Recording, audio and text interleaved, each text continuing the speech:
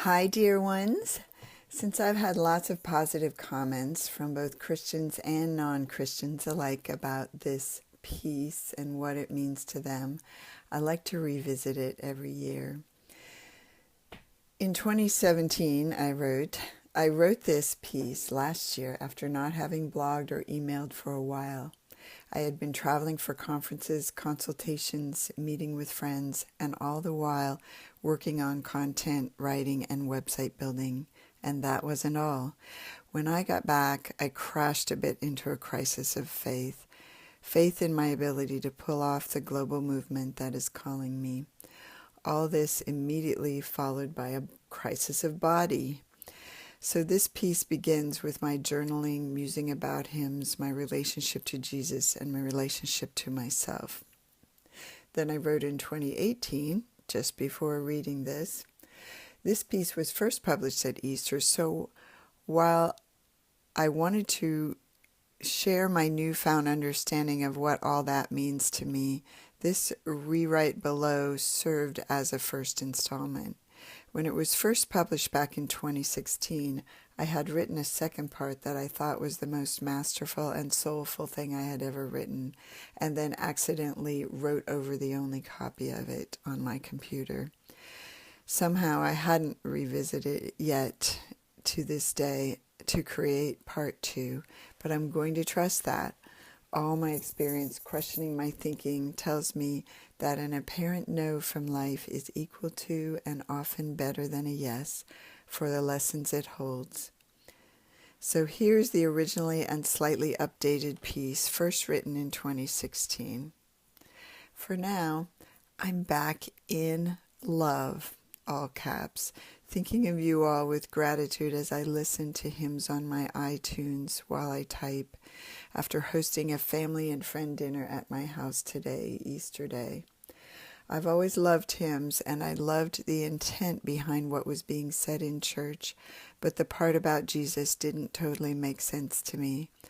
Actually, it was lovely when I was little, and he was kind, safe figure who did wonderful things, and God was good and also a little scary, but powerful and worth trying to trust. There was no pressure involved at our church to turn our lives over to Jesus. But I got confused when I ran into evangelism in junior high.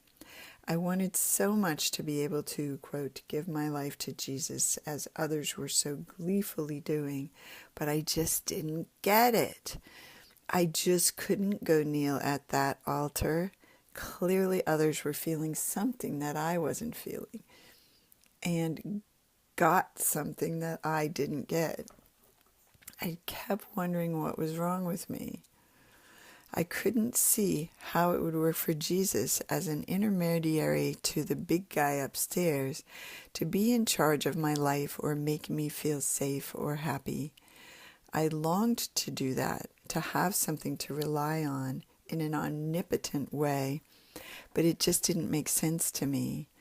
I felt jealous of those who could surrender in this way. I tried to force myself, but it just didn't take.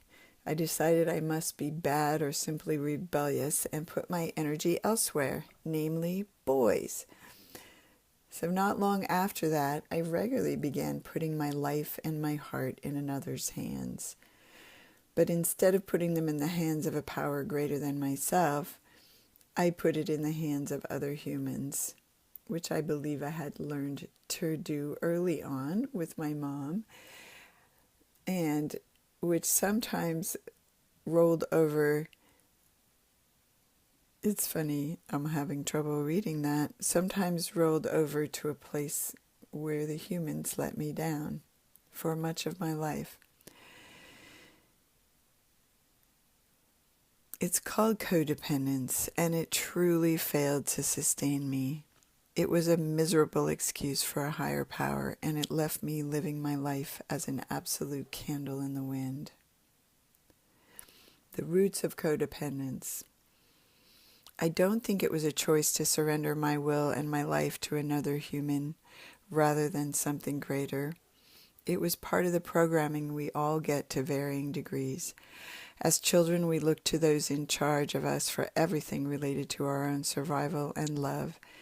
And yet, we start out being completely inner-driven and in love with our process, not needing anyone's approval, not worrying if we inconvenience them when we cry, not holding on to stories about ourselves or others when they don't meet our needs.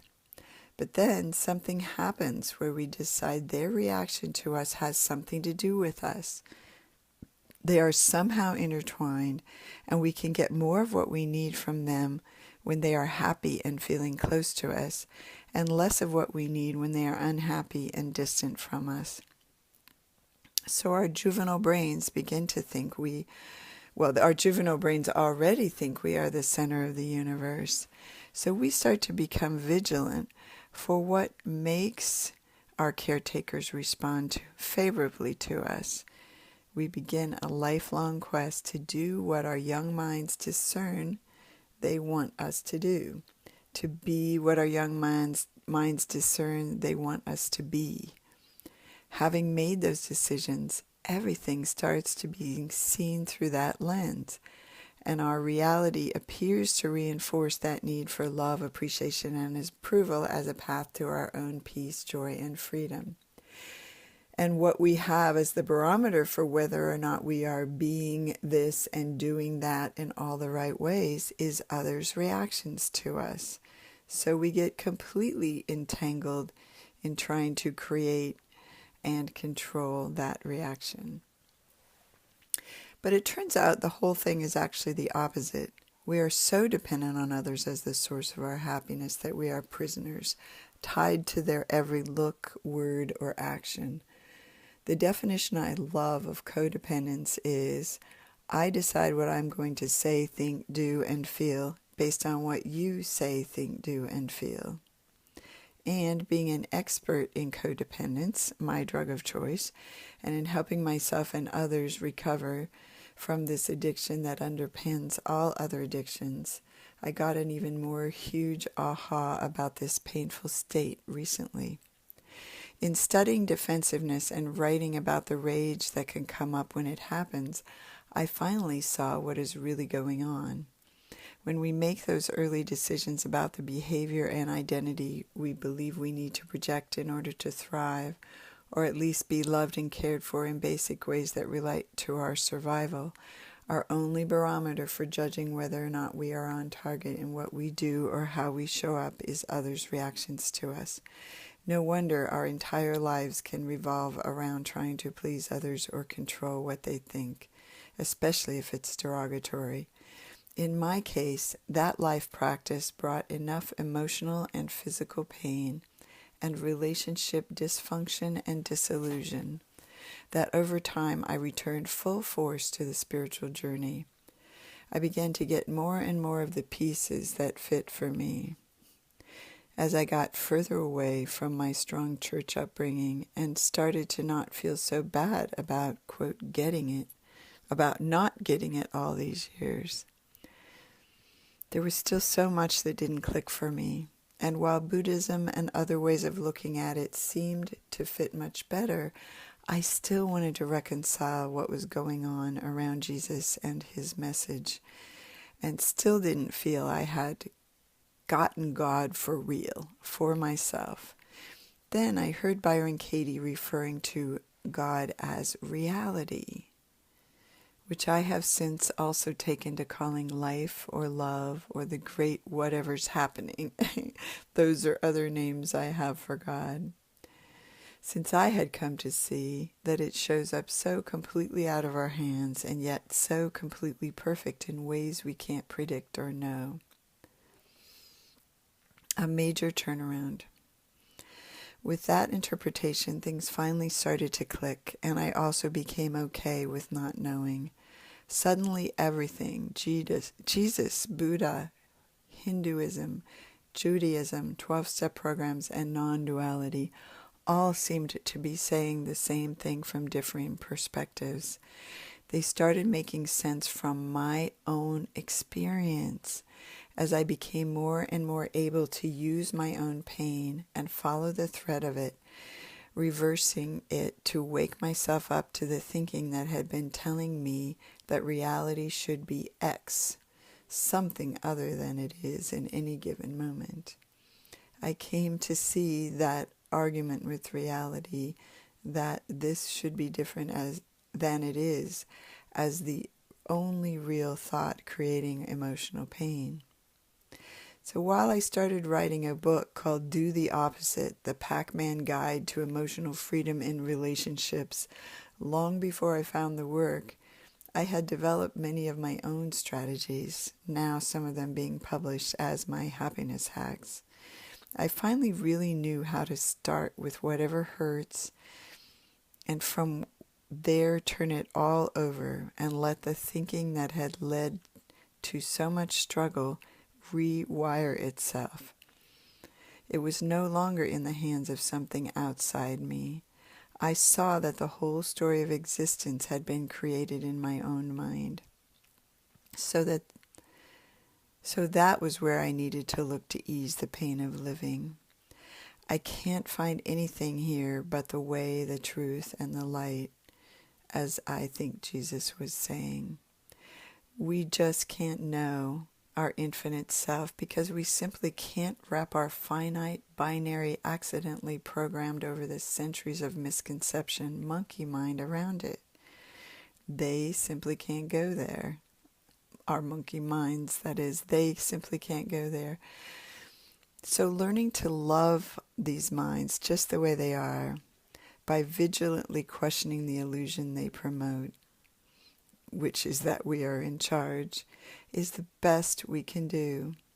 Finally knowing how to turn around the pain of comparing the reality I had to the reality I thought I needed, I began to live in a radical kind of reality-based faith. I had never known this kind of faith, which I call fearless faith sometimes. I'd never even seen others implement it throughout my very Christian upbringing. I called it getting faith for real, faith that brought with it newfound healing and energy, trust in life just as it showed up. All of the things that had previously been poured into regret or worry for me, the past and future versions of my lack of faith, started to get turned around. Life finally started to make sense. I started to fall into absolute trust that what I have is what I need.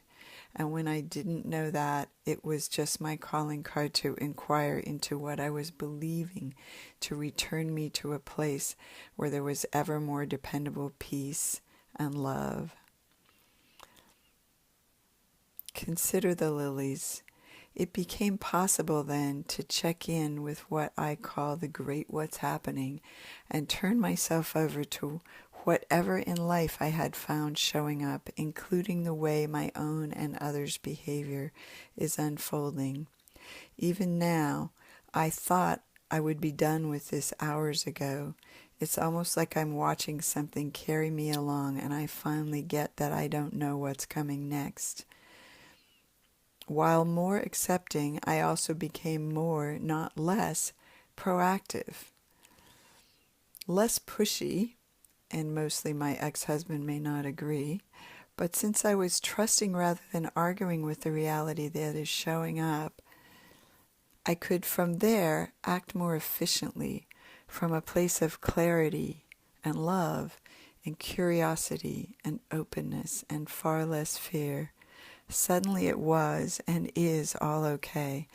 After all those years of striving to make sense of it, I now got and naturally started to live in ways Jesus talked about, turning my life over not to Jesus but to life itself, which I believe is what he was saying in this quote. Be not anxious for your life, what ye shall eat or what ye shall drink, nor yet for your body what ye shall put on. Behold the birds of the heaven, that they sow not, neither do they reap, nor gather into barns, and your heavenly Father feedeth them. And which of you, by being anxious, can add 1 cubit to the measure of his life. Consider the lilies of the field, how they grow. They neither toil nor do they spin. Yet I say unto you that even Solomon in all his glory was not arrayed like one of these. So let's continue to expand into the evolution that we find each time we wake ourselves up to a mind that would say we need something different than what we have. Enjoy your evolution. Enjoy the moments of happiness and freedom. And even enjoy the times that hurt, knowing that they hold something that wakes you up to your mind trying to play God. Take care and amen, which simply means let it be.